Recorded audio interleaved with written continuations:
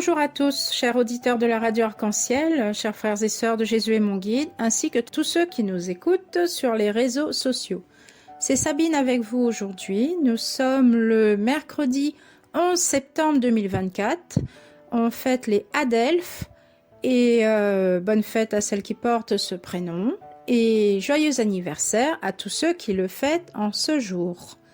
Invoquons ensemble l'Esprit Saint pour rentrer dans notre séquence de prière.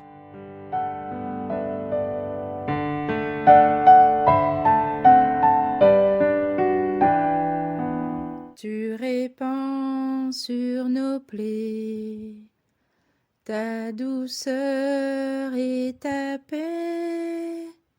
Tu répands ta clarté sur nos nuits de péché. Viens, Esprit de sainteté, viens, Esprit de vérité, viens, Esprit de feu, viens, Esprit de Dieu. Tu répands sur nos plaies ta douceur et ta paix. Tu répands ta clarté sur nos nuits de péché.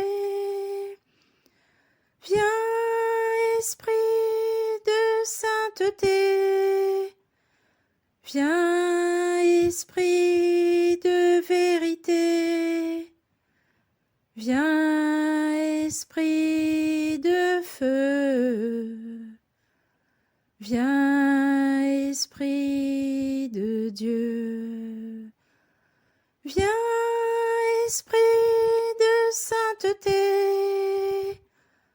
viens, Esprit de vérité, viens, Esprit de feu, viens, Esprit de Dieu.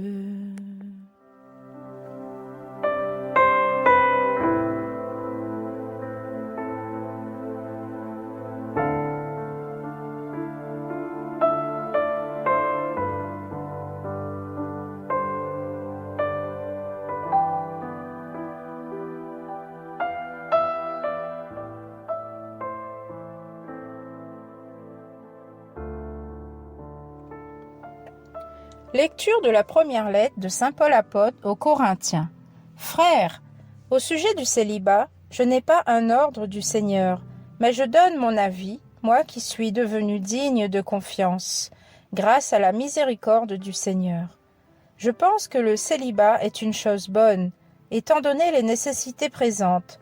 Oui, c'est une chose bonne de vivre ainsi. Tu es marié? Ne cherche pas à te séparer de ta femme.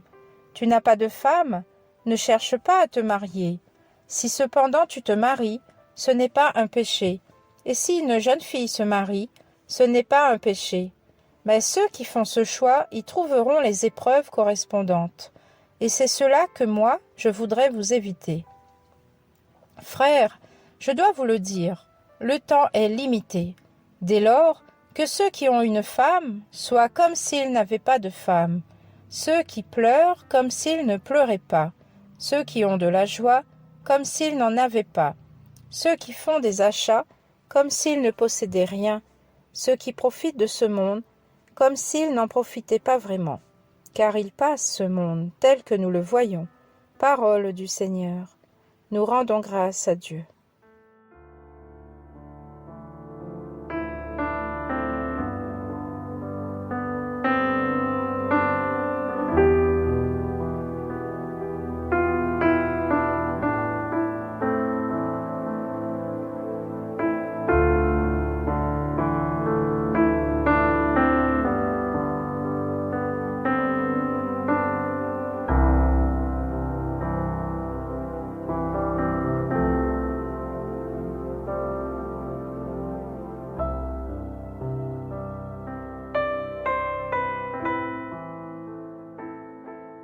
Dans la lecture de ce jour, saint Paul est très honnête. Il sait distinguer les avis qui lui sont propres de ceux qui viennent de Dieu. On peut lire, au premier verset, « Je n'ai pas reçu d'ordre spécial, mais je donne mon avis ». Paul écrit vers 53 ou 54 après Jésus-Christ, à une époque où devenir chrétien posait souvent des problèmes au niveau familial et aussi dans le choix du conjoint. Pour lui, les deux états ont leur valeur propre. Paul croit que le Christ va revenir bientôt et donc que les choses de ce monde vont passer vite. À condition d'y être appelé par le Seigneur, l'important en toute chose consiste à chercher la volonté de Dieu sur ma vie et à m'y tenir, car ce que Dieu a choisi pour moi est bon. Comment alors discerner la volonté de Dieu? Il faut beaucoup de prières, la recherche d'une aide spirituelle et une sage interprétation de la situation dans laquelle on se trouve. Se poser la question « Seigneur, est-ce cela que tu veux pour moi ?» Cette réflexion de Paul est d'autant plus importante aujourd'hui que d'une part, les gens célibataires sont assez nombreux. Qu'ils soient religieux ou laïcs, certains parmi les laïcs auraient aimé se marier et n'ont pas réussi. Ils doivent vivre leur célibat avec la grâce du Seigneur, puisque de fait, il l'a voulu ainsi. Il n'y a pas une situation plus sainte ou plus pure qu'une autre. Toutes sont importantes. Le mariage qui contribue au bonheur des époux et à la croissance de la famille humaine, et le célibat pour le royaume. Ce qui est bon pour moi, c'est de trouver ce que Dieu a voulu pour moi dans sa paternelle attention. Aucune situation n'est simple. Toutes requièrent la même sainteté, le même désir de plaire à Dieu, de suivre sa loi et le même besoin de la puissance de Dieu, car dans notre faiblesse, nous sommes incapables de choisir et d'accomplir le bien. Tout comme Paul, je vous donne mon avis. Dieu nous invite à prendre conscience de notre état de vie. Que nous soyons mariés ou célibataires, nous devons accepter notre vie telle que Dieu nous la donne. Tenir son engagement est une grâce à demander au Seigneur pour être fidèle dans les plans de Dieu à notre égard. Jésus ne nous a pas dit que la vie serait facile, mais qu'il sera avec nous tous les jours jusqu'à la fin des temps. Dans le mariage, il y a une onction pour lutter contre les tempêtes de la vie. Ne luttons pas seuls, car nous avons fait alliance avec Dieu. Crions à lui de tout notre cœur pour ne pas faire naufrage. Implorons sa miséricorde et son pardon dans le couple pour tenir ferme dans nos engagements. En 2 Timothée 1, verset 6, il est écrit « C'est pourquoi je t'exhorte à ranimer le don de Dieu que tu as reçu par l'imposition des mains. » Rappelons-nous les promesses de Dieu quand tout s'agite autour de nous. Ne laissons pas Satan détruire les couples. La famille est sacrée aux yeux de Dieu, comme est l'Église pour le Seigneur. Tant de violence, tant de haine dans notre monde aujourd'hui. Saurions-nous entendre la voix du Christ qui mendie notre amour? On peut lire dans le psaume 34, verset 14. « Éloigne-toi du mal et fais le bien.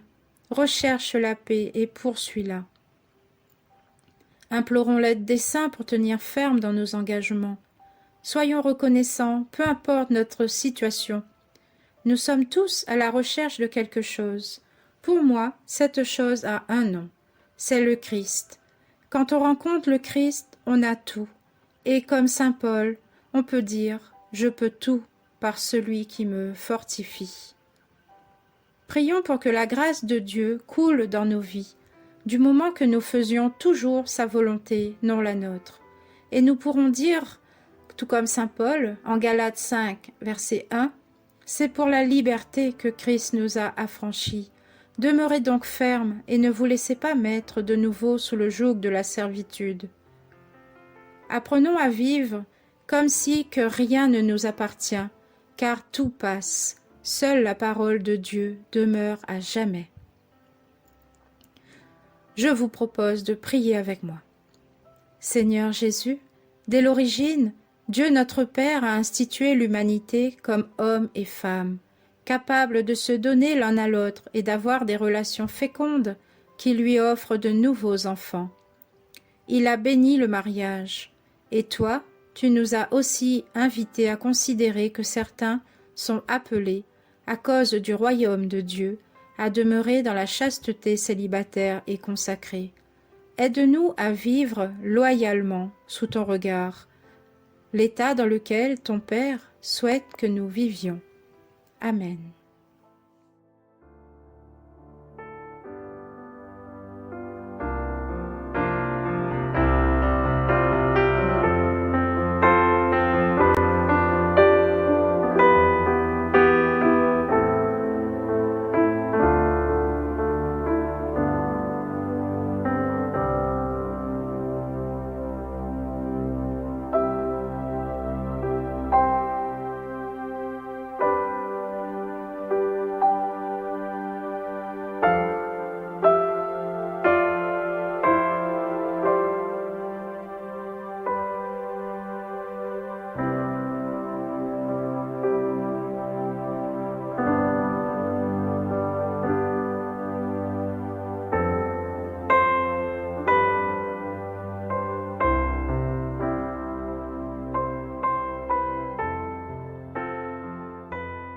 Écoute, ma fille, regarde et tends l'oreille.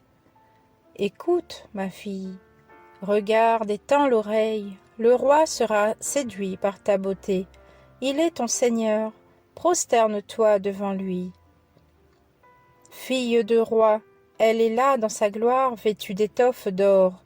On la conduit toute parée vers le roi.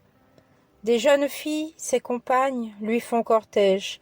On les conduit parmi les champs de fête. Elles entrent au palais du roi. À la place de tes pères se lèveront tes fils. Je ferai vivre ton nom pour les âges des âges. Que les peuples te rendent grâce, toujours à jamais. Écoute, ma fille, regarde, et tends l'oreille.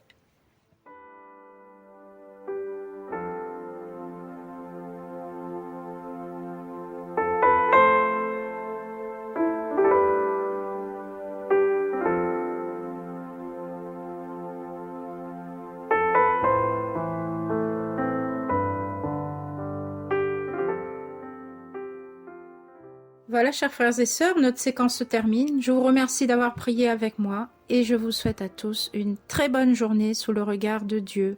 Soyez bénis, à bientôt.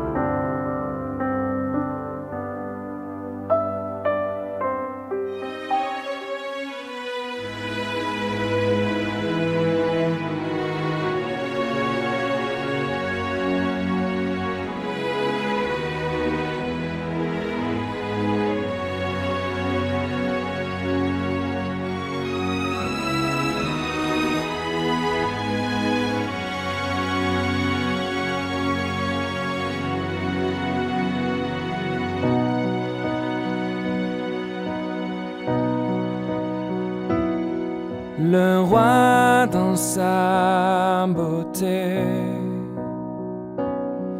vêtu de majesté, la terre est dans la joie, la terre est dans la joie. Sa gloire resplendit, l'obscurité s'enfuit au son de sa voix, au son de sa voix. Oh, combien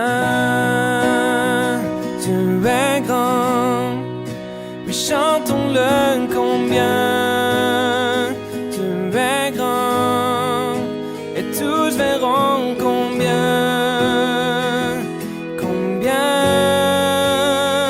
tu es grand.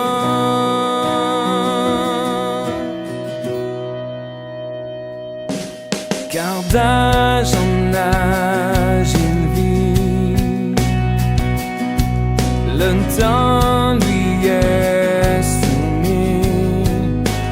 commencement et fin, commencement et fin. Céleste Trinité,